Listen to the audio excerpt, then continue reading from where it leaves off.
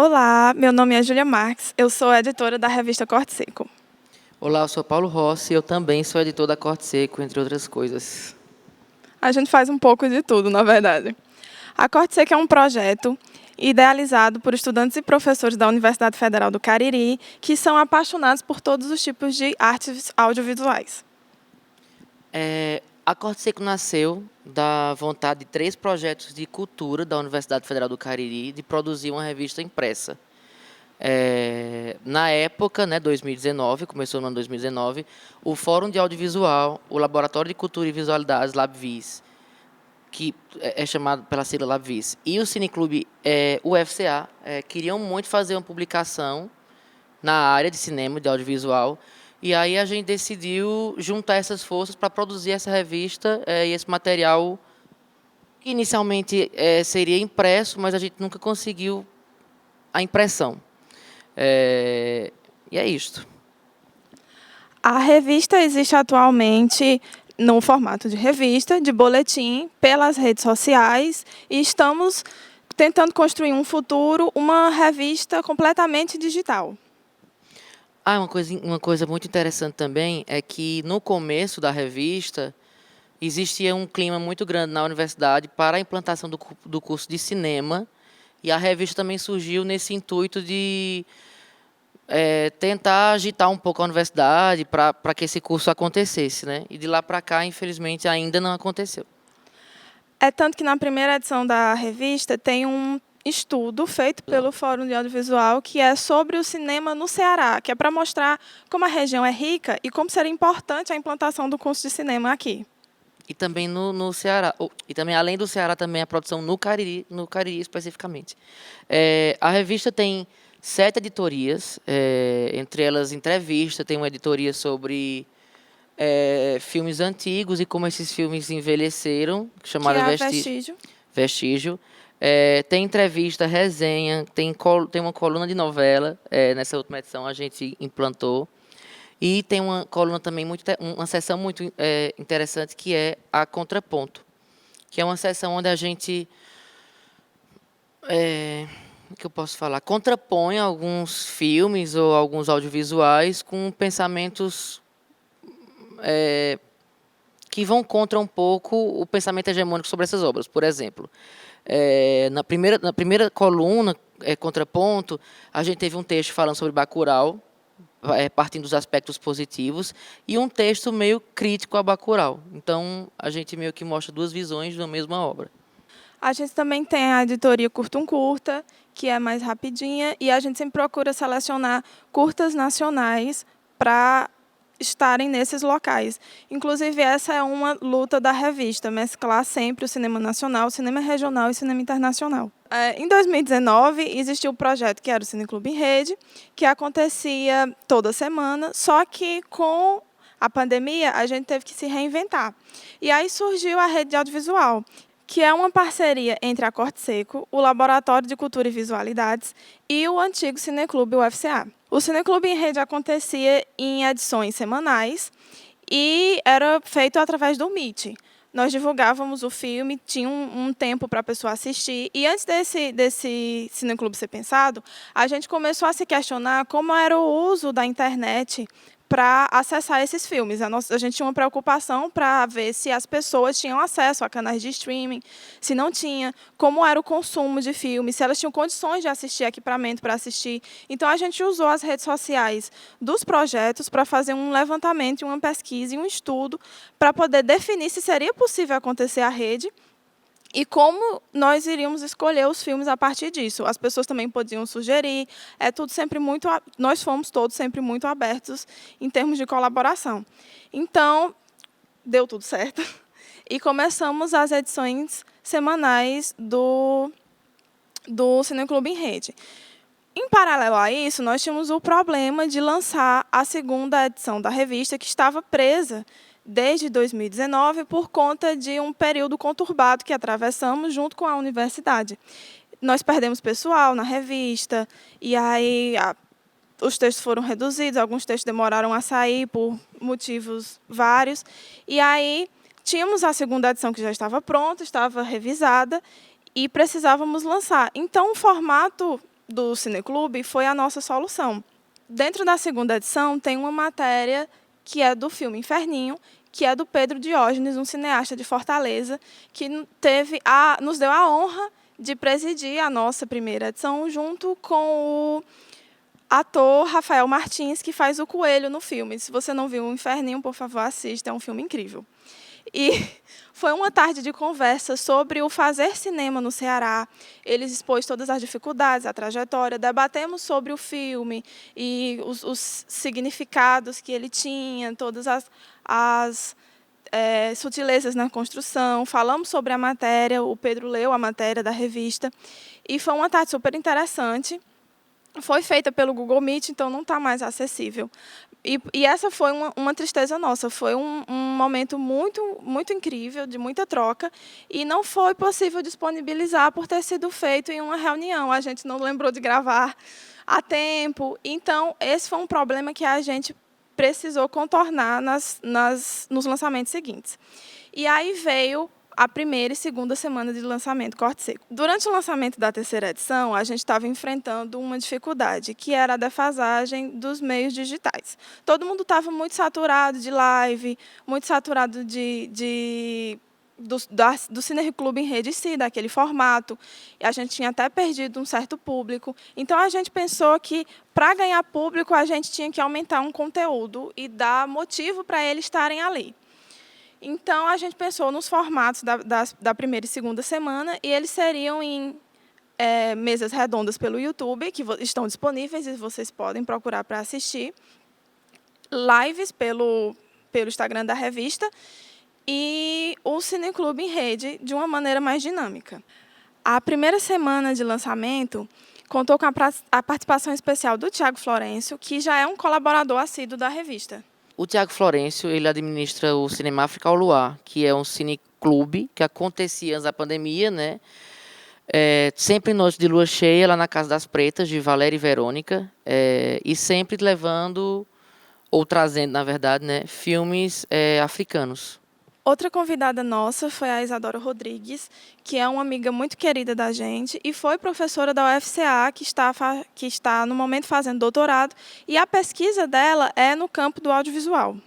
E uma coisa legal sobre também a participação da Isadora é que ela falou sobre roteiro, porque além dela ser uma acadêmica, né, ser doutoranda, ela é roteirista, então ela trabalha diretamente com audiovisual.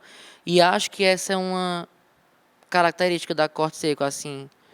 A gente gosta de discutir todos esses processos do cinema. Falar do cinema, falar nem do audiovisual, mas do cinema mesmo. Então, além da gente estar fazendo textos, resenhas, coisas desse tipo, mas a gente gosta de trazer discussões também sobre esse fazer, sobre há quantas anda a produção no Cariri, no Ceará, quem está produzindo, quem são os diretores, como é que se faz, quais as dificuldades, enfim. E aí é isso. Acho que nesses lançamentos que a gente teve, principalmente em 2020, a gente teve muito essa vontade também de puxar para esses outros lugares também. De pensar esse cinema cearense, ou cinema no geral, de uma forma mais macro, levando em consideração tudo que está envolvido no processo do cinema, porque tem um diretor, tem um roteirista, tem, sei lá, contra-regra, sei lá, figurinista, editor, a pessoa que faz o som, a trilha sonora, enfim. É muita gente, é muita coisa que envolve o processo. A gente tem o equívoco de pensar que, quando vamos falar de cinema, é sempre uma crítica ao cinema, analisar a construção e tudo mais. Mas na Corte Seca a gente tenta muito pensar o fazer e o impacto desse produto na nossa vida, não só o cinema como o audiovisual.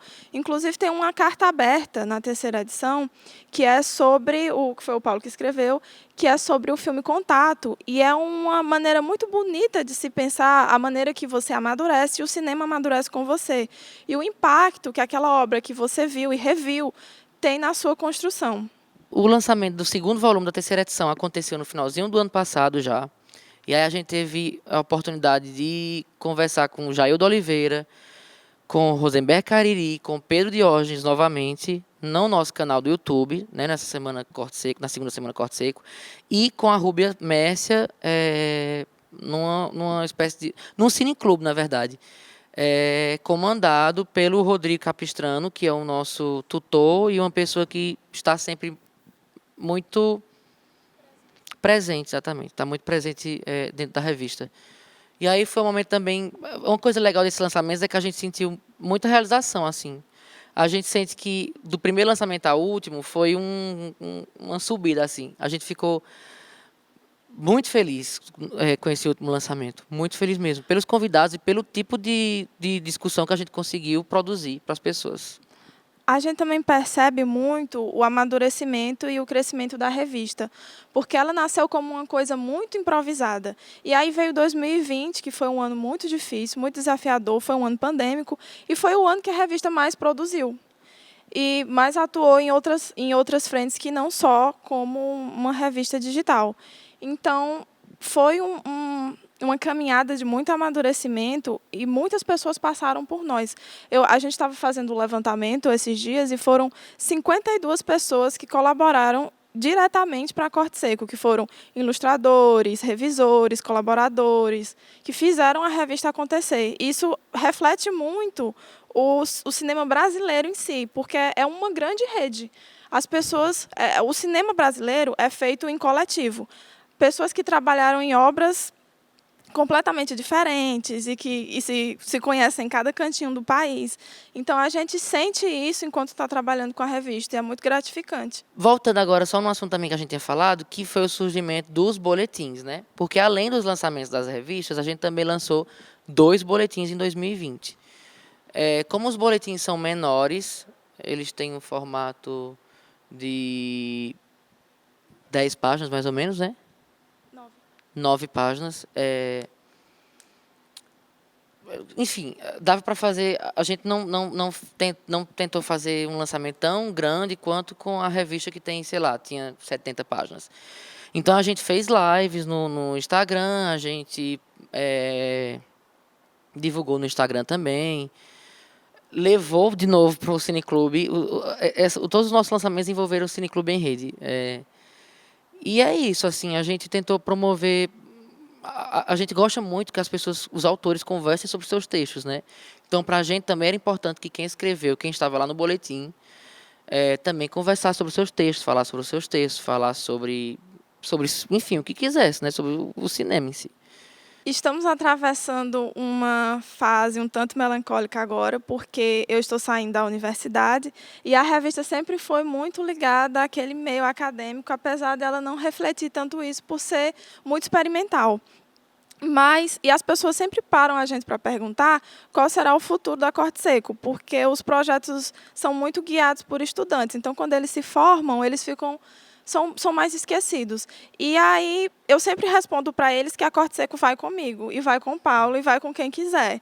Eu vou continuar fazendo a revista, mesmo não estando mais na universidade, e eu espero que ela chegue a lugares cada vez mais longe.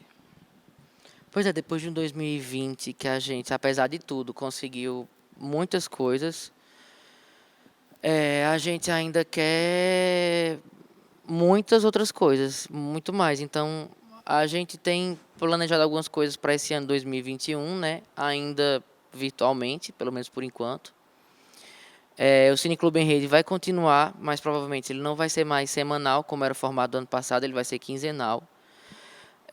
A gente espera conseguir mais bolsistas para a revista, para que trabalhem diretamente enfim, na produção do nosso fluxo. É uma coisa que a gente ainda não tinha falado aqui, mas a gente também tenta produzir conteúdo para o Instagram. E aí a gente sentiu, apesar da gente ter feito muito conteúdo em 2020, principalmente perto de 2019, que a gente praticamente não fez nada, a gente ainda sente que está pouco demais. E a gente quer ver se em 2021 a gente aumenta esse fluxo e consegue fazer o Instagram bem ativo mesmo, com notícia, com resenha, enfim. Voltar o nosso olhar mais para o que está sendo produzido aqui no Cariri, com produtores da região, que nós conhecemos, inclusive. Quem sabe até não tirar um produto audiovisual disso, que a gente gosta tanto de falar de audiovisual e ainda não tivemos um produto realmente produzido por nós, só em colaboração. Então, acho que seria muito incrível. E aí também, outra coisa que a gente tem pensado é sobre o formato um formato novo que a gente possa investir ou não, que é um formato digital. Então, apesar dela ser impressa, ela nunca foi impressa, né?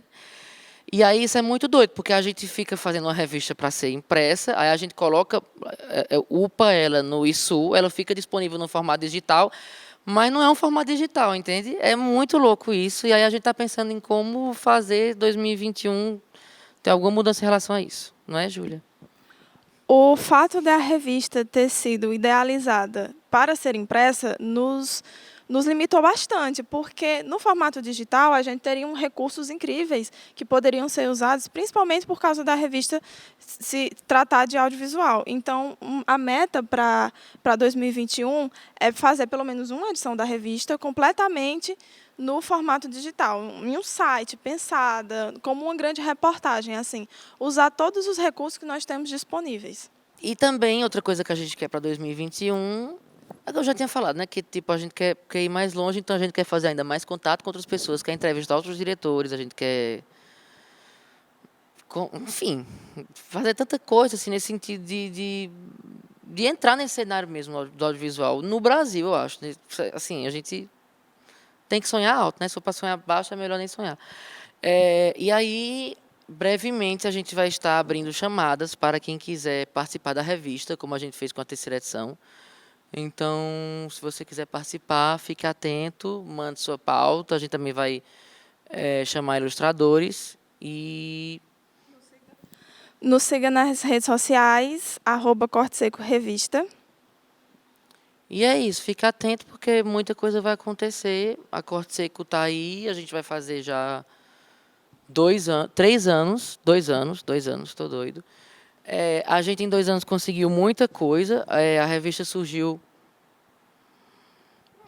assim, realmente foi muito na garra. A gente tinha muita vontade de fomentar esse audiovisual, de falar do audiovisual, de falar do cinema caririense, de falar dessas pessoas que estão produzindo, fazendo seu trabalho, às vezes não tem uma visibilidade, não passa no cinema comercial.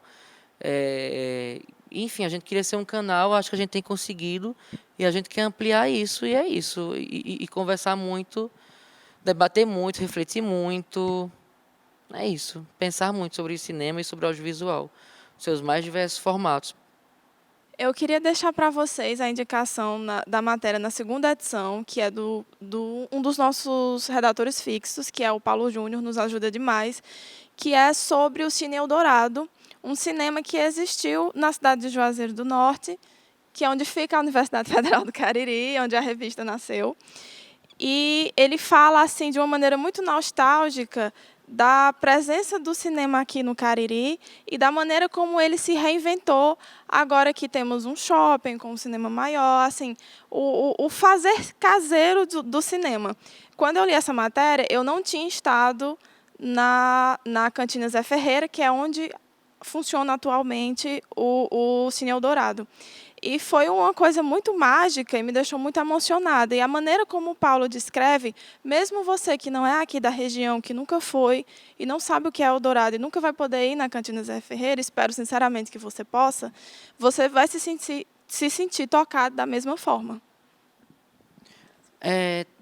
Tem muitos textos que eu gosto nas revistas, mas, meu Deus, é difícil indicar alguns, mas um texto que eu gosto muito é de um boletim. Eu não lembro se é o primeiro do primeiro boletim ou do segundo boletim, mas é um texto que o Petros escreveu sobre Carrie. E aí ele vai falar sobre o comecinho do como o primeiro filme e o mais recente, 2013, adaptam a primeira cena do livro. E aí ele faz um estudo muito legal sobre como a menarca da Carrie é retratada nesses dois filmes. E aí ele vai comparar no primeiro diretor masculino, que um diretor homem, que é o Brian De Palma, dirigiu, tem um pouco de uma sexualização. No segundo, que é dirigido por uma mulher, já é um pouco mais natural. Enfim. E não sei porquê, acho que é porque eu gosto muito da Carrie, gosto do Stephen King, mas eu gostei muito desse texto. E acho que também um texto que me marcou muito foi a cobertura que a gente fez do Curta Taquari, com a entrevista da Lívia Agra, que está na nossa primeira edição. E, assim, acho que é meio óbvio falar sobre como foi marcante a entrevista do Jorge Furtado, porque até hoje a gente não acredita que isso aconteceu. Mas é isso, assim, tem muitos textos, vão lá no nosso Instagram, cliquem na bio para vocês lerem as nossas revistas. São mais de 200 páginas ao todo, nessas 3 edições e esses 2 boletins. E são textos incríveis, assim, realmente incríveis. Do cinema feito, sei lá, do cinema mais amador possível à novela, sabe? Então, porque essa também é uma preocupação da Corte Seco. A gente começou muito focado no cinema, mas aí depois a gente foi tentando abrir para outros formatos audiovisuais, séries.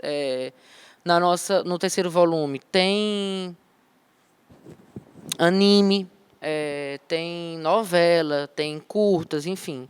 E é isso.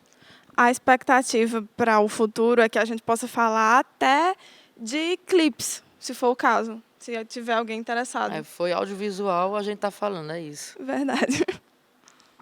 Então é isso, espero que vocês tenham conhecido um pouco mais sobre a Corte Seco, que vocês tenham gostado, que vocês se liguem nas nossas redes sociais. O Instagram é @CorteSecoRevista.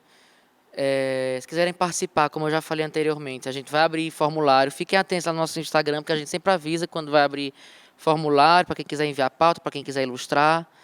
E a gente está sempre aberto para ideias. E é isso, assim, agradecer muito a oportunidade do CCBNB para a gente estar aqui falando sobre essa revista, falando sobre esse espaço, que é para a gente conversar sobre cinema no Cariri, feito no Cariri, ou assistido no Cariri, enfim, por caririenses, mesmo que não seja feito aqui.